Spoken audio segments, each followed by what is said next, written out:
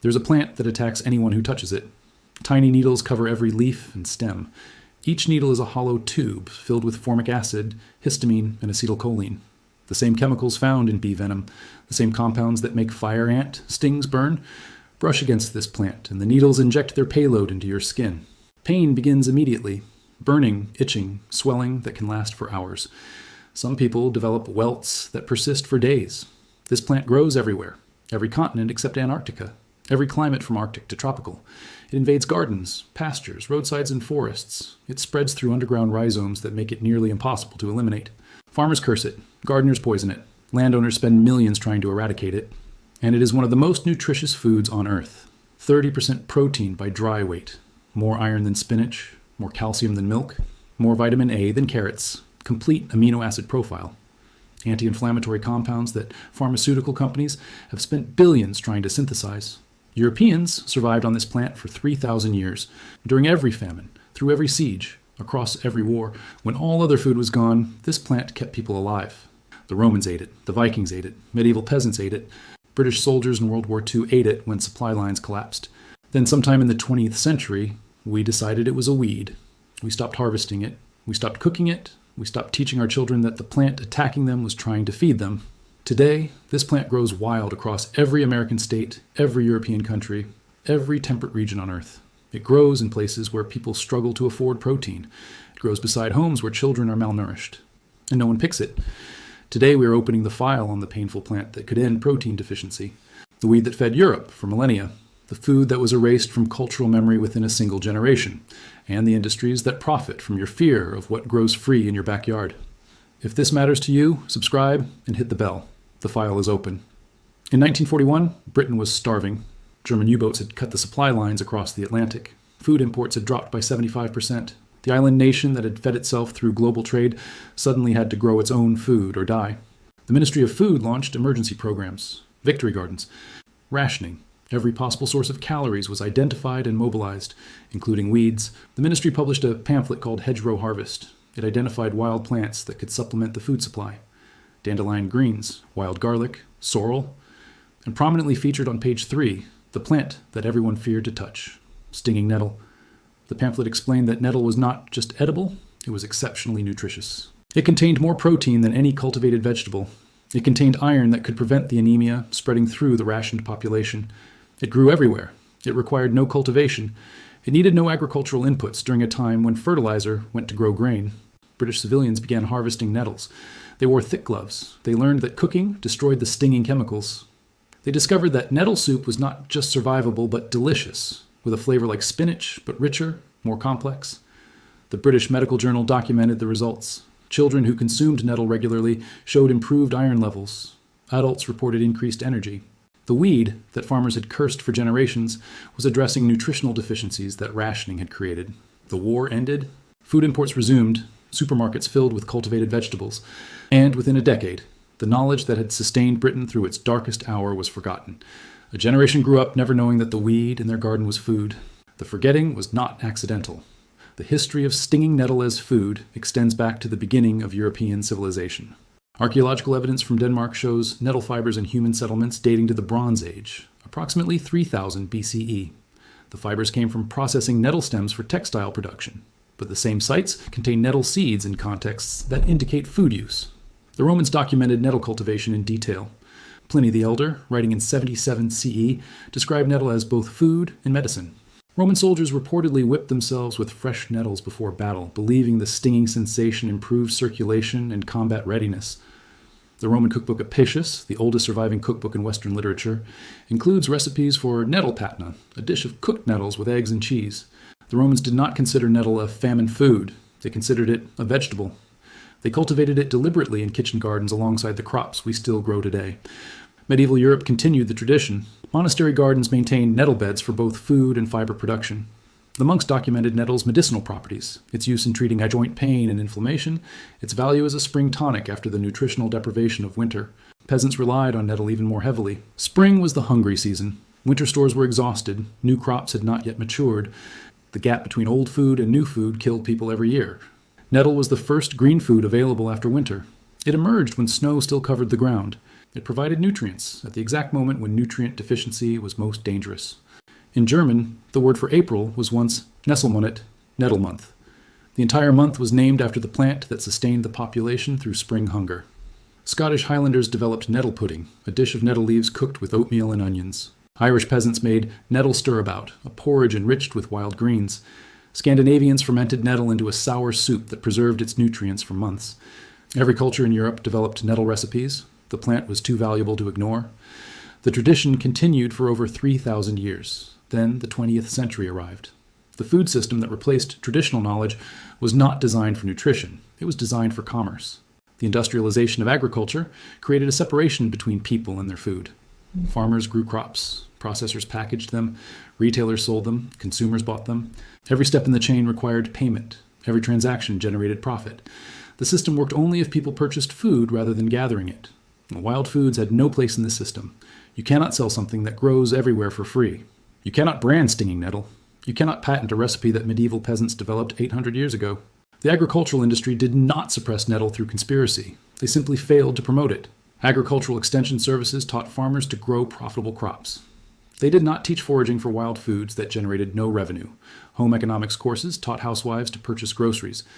They did not teach identification and preparation of wild plants. Nutrition education focused on foods available in supermarkets. Wild foods were not on the shelves, so they were not in the curriculum. Within 2 generations, knowledge that had been passed from parent to child for 3,000 years simply stopped being transmitted. Children grew up learning that nettle was a weed that hurt you. They did not learn that their great-grandparents had survived on it. The information was not hidden. It was simply not taught. The food industry had no incentive to teach it, so the teaching stopped. The science of nettle nutrition is unambiguous. Laboratory analysis conducted at the University of Maine in 2008 documented the nutritional profile of dried nettle leaves. Protein, 30% by weight. This exceeds every vegetable commonly available in American supermarkets. It exceeds soybeans when measured on a dry weight basis. The protein is complete.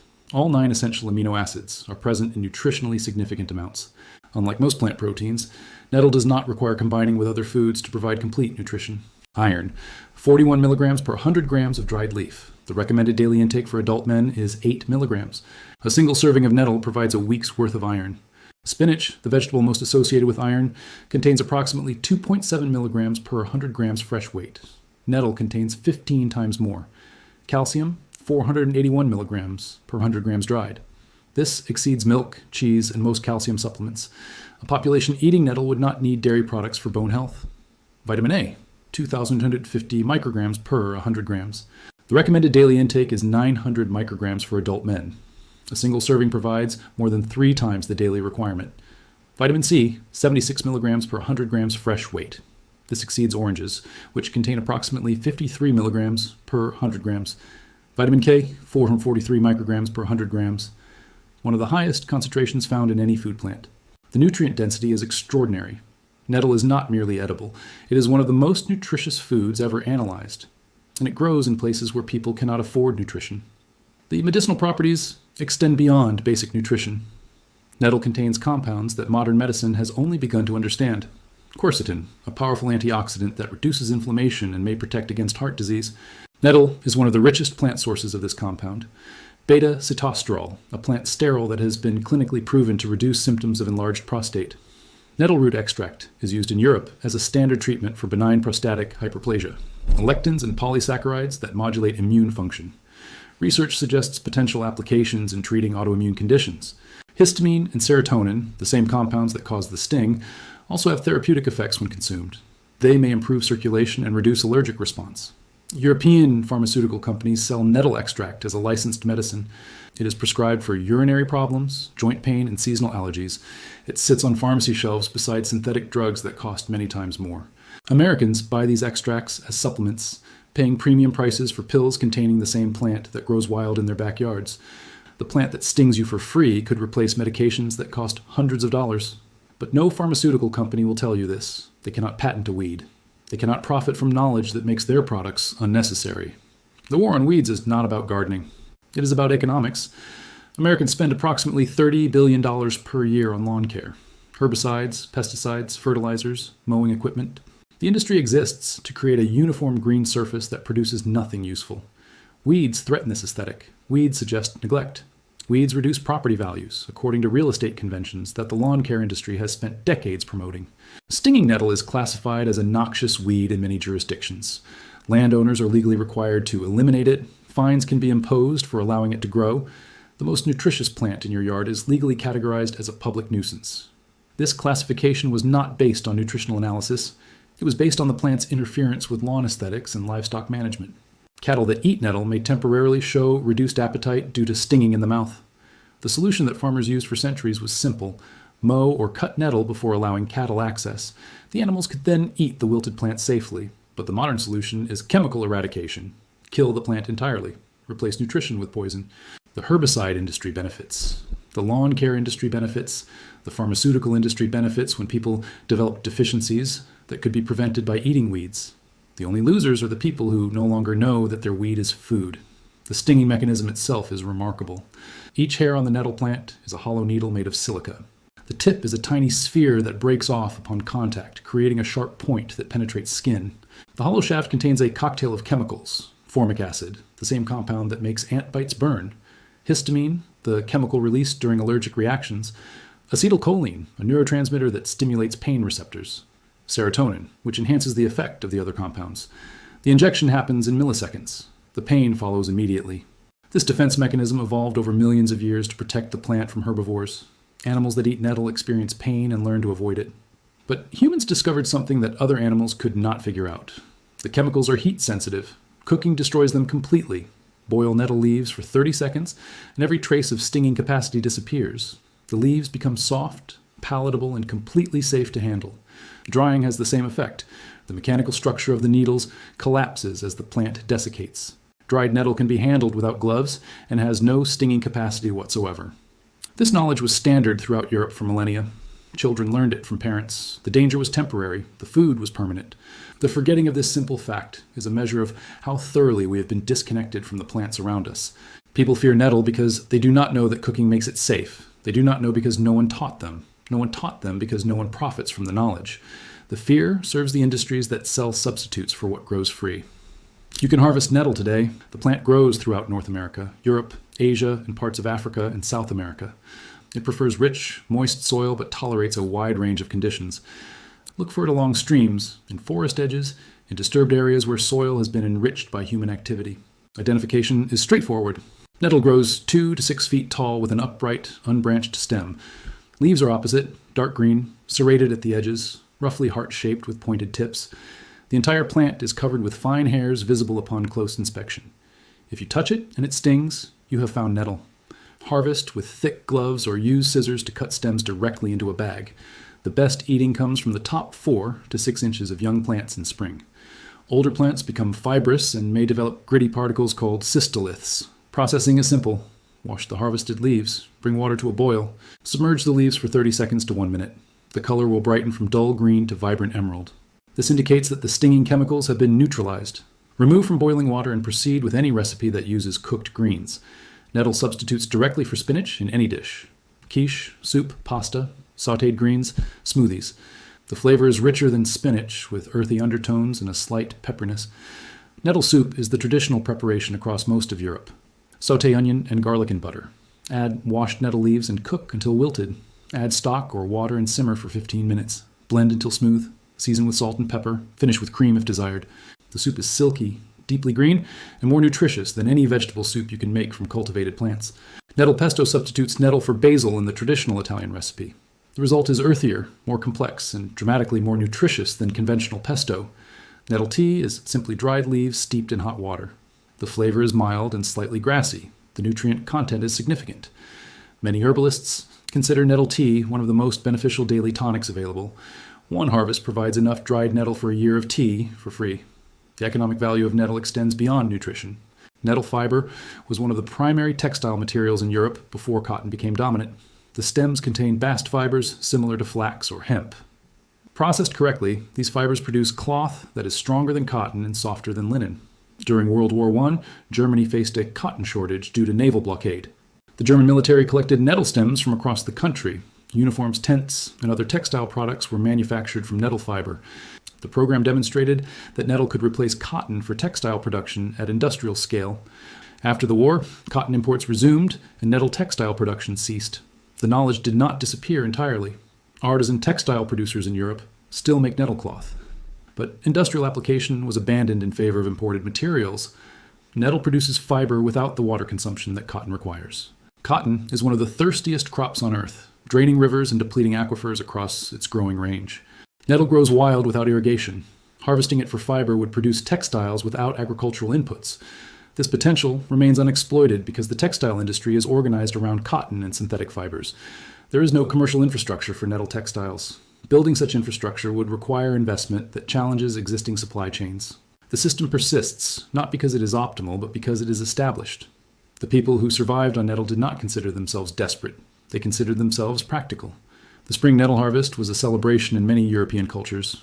The first green food after winter represented renewal, vitality, and the return of abundance. In Italy, the tradition of eating wild greens is called gathering erbe spontanee, spontaneous herbs. It is not considered foraging out of necessity. It is considered connecting with the land, eating seasonally, participating in a tradition that links generations. In Scandinavia, nettle soup marks the beginning of spring. The first nettles are cause for celebration, not reluctant consumption. These cultures never developed the idea that wild foods are inferior to cultivated foods. They understand that wild foods are different, seasonal, connected to place, in ways that industrial foods cannot match. The American attitude toward wild foods reflects a cultural rupture. Immigrants to America came from cultures that ate wild foods. Within a generation or two, their descendants considered wild foods primitive, embarrassing, a sign of poverty rather than knowledge. This attitude was cultivated deliberately. The food industry of the early 20th century marketed processed foods as modern, scientific, and superior. Wild foods were positioned as old-fashioned, unsanitary, and lower class. The marketing worked. Americans stopped foraging. They stopped teaching their children to identify wild foods. They stopped cooking recipes that their grandparents had brought from Europe. They became dependent on commercial food systems that charged money for nutrition that grew free in their yards. Today, the health food industry sells nettle products to affluent consumers. Nettle tea sells for $15 per ounce in specialty stores. Nettle supplements sell for $30 per bottle. Nettle extract sells for premium prices as a natural remedy for allergies and prostate problems. The same plant that grows free in vacant lots. The same plant that landowners pay to remove. The same plant that anyone with gloves and knowledge could harvest in unlimited quantities. This is the true cost of forgetting. Not just malnutrition in communities that cannot afford supermarket protein. Not just medication costs that could be avoided with free plants. The cost is dependency. The cost is paying for what should be free. The cost is a relationship with food that can only exist through commercial transactions. The nettle does not care whether you remember it. It will continue growing. It will continue stinging those who do not understand it. It will continue offering nutrition to anyone willing to learn. It has grown for millions of years. It has fed humans for thousands. It will outlast every food company, every supermarket chain, every agricultural system we have built. The question is not whether nettle will survive. The question is whether the knowledge of how to use it will survive. For 3,000 years, that knowledge passed from parent to child across every culture in Europe. Then, in a single century, the transmission stopped. You have the opportunity to resume it. One pot of nettle soup, one cup of nettle tea, one conversation with your children about the plant that stings but feeds. This is how knowledge survives. Not in books that no one reads, not in studies that no one applies, in kitchens where people cook what grows around them, in families that remember what was almost forgotten. 30% protein, more iron than spinach, more calcium than milk, growing free in yards across the world. The painful weed that fed Europe for 3,000 years. Still growing, still waiting. If this video helped you, subscribe and hit the bell. Every share preserves what they tried to erase. The next video opens soon.